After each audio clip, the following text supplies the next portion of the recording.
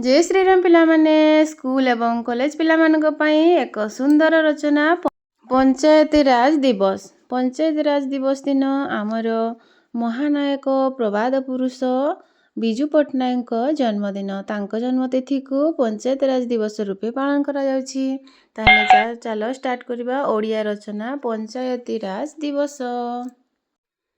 उपक्रम ओडिया जातिर महानायक प्रवाद पुरुष हेले विजयानंद पट्टनायक बा आम समस्तंकर आदरर बिजुबाबू।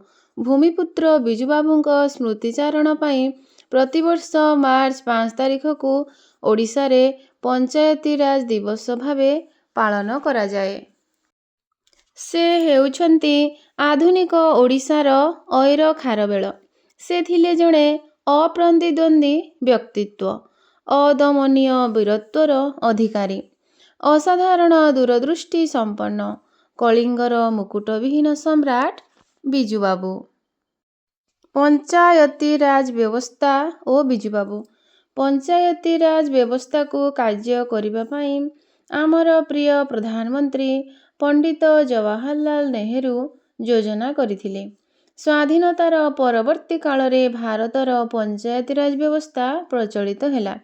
1959 मसीह रे राजस्थान, आंध्र प्रदेश और माद्राज रे, 1960 मसीह रे ओडिशा और आसाम रे, 1961 मसीह रे पंजाब, उत्तर प्रदेश, बिहार, महाराष्ट्र एवं गुजरात रे यह कार्यकारी हेला। आजिर ही पुण्य दिवसटी को आमे आमर प्रिय नेता इंडोनेशियार भूमिपुत्र भारतर जड़े सफल राजनेता श्रीजुक्त बिजू पट्टनायक जन्मदिवस रूपे सम्मान सहकारे महासमारोह रे पालन करुछु। एही वीर पुरुष 1916 मसीहा मार्च मास 5 तारिख रे कटक ठारे जन्मग्रहण करिथिले। तांको पितांक नाम लक्ष्मी नारायण पट्टनायक और मांक नाम आशा देवी। बालीजात्रा पड़िया रे उड़ुथिबा उड़ाजाहाज देखि से पायलट हेबार कल्पना करिथिले एवं निज कल्पना को साकार मध्य करिथिले। स्वर्गत जयप्रकाश नारायणक आदर्श रे अनुप्राणित होई से सरकारी चाकरी छाड़ी महात्मा गांधींक जातीय कांग्रेस रे जोग देथिले। सेही समय रे इंडोनेशिया रे स्वाधीनता विप्लव देखा देथिला। इंडोनेशियार डच मानक कबल रे थिले राष्ट्रपति सुकर्णो, उपराष्ट्रपति हटे और प्रधानमंत्री हरिहर। पंडित जवाहरलाल नेहरूंक परामर्श रे बिजुबाबू सुकर्णो को रक्षा करिवार दायित्व नेथिले। बिजुबाबू दक्षतार परिचय देई इंडोनेशियार संग्रामी मानकु जेल रु उद्धार करी भारत को नहीं आसीथिले। इंडोनेशिया स्वाधीनता लाभ कला। से ओडिशा को भल पाउथिले एवं ओडिशा माटीर संतान मानकु मध्य भल पाउथिले। तांकर स्वप्न थिला ओडिशा को समृद्धिशाली करिबा।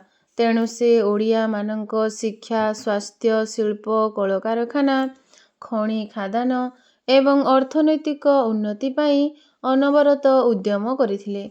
से थिले जणे कर्मवीर।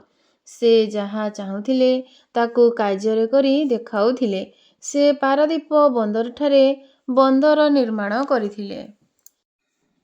चौद्वार ठारे ओटीएम लुगाकल प्रतिष्ठा करी हजार हजार दरिद्र ओडियांकु कर्म जोगाई देथिले।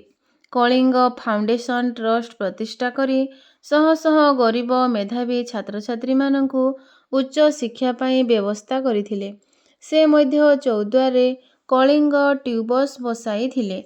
दैतारी पारादीप 5 नंबर जातीय राजपथर निर्माण मध्य तांको प्रचेष्टार फल। भुवनेश्वर सैनिक स्कूल एवं राउरकेलार इंजीनियरिंग कॉलेज मध्य तांकरी दान। तांको शासन समय रे से पंचायती राज व्यवस्था उपरे अधिक ध्यान देथिले। ओडिशार नर्व निर्माता प्रवाद पुरुष भूमिपुत्र बिजू पट्टनायक 1997 मसीहा एप्रिल मासर 17 तारिख रे इहलीला संवरण कले। शेष कथा पंचायती राज व्यवस्था भारतीय गणतंत्रर मूलदुआ को दृढ़ करे। ଭାରତ ଭଳି ଏକ ଗଣତାନ୍ତ୍ରିକ ଦେଶର ସଫଳ ପ୍ରଶାସନ ପାଇଁ ପଞ୍ଚାୟତିରାଜ ବ୍ୟବସ୍ଥା ଅତ୍ୟନ୍ତ ଗୁରୁତ୍ୱପୂର୍ଣ୍ଣ। ଉତ୍କଳର ଜନନାୟକ ଭୂମିପୁତ୍ର ବିଜୁବାବୁଙ୍କ ଆଦର୍ଶରେ ଅନୁପ୍ରାଣିତ ହୋଇ ପଞ୍ଚାୟତ ପରି ପବିତ୍ର ଅନୁଷ୍ଠାନକୁ ସମ୍ମାନ ଦେବା ଏବଂ ସାକାର ଜନସାଧାରଣ ଜନପ୍ରତିନିଧି ସମସ୍ତେ ପଞ୍ଚାୟତିରାଜ ବ୍ୟବସ୍ଥାର ସଫଳତା ପାଇଁ ମିଳିମିଶି କାର୍ଯ୍ୟ କରିବା ପାଇଁ ଶପଥ ନେବା। ବନ୍ଦେ ଉତ୍କଳ ଜନନୀ। ତାହେଲେ ପିଲାମାନେ ପଞ୍ଚାୟତିରାଜ ବ୍ୟବସ୍ଥାର ଏହି ରଚନାଟି କିପରି ଲାଗିଲା ନିଶ୍ଚୟ କମେଣ୍ଟରେ ଜଣାଇବ। ଲାଇକ୍ କରିବ, ସେୟାର କରିବ, ଆଉ ଚ୍ୟାନେଲରେ ନୂଆ ଆସିଥିଲେ ସବସ୍କ୍ରାଇବ୍ କରିବ। ଜୟ ଶ୍ରୀରାମ।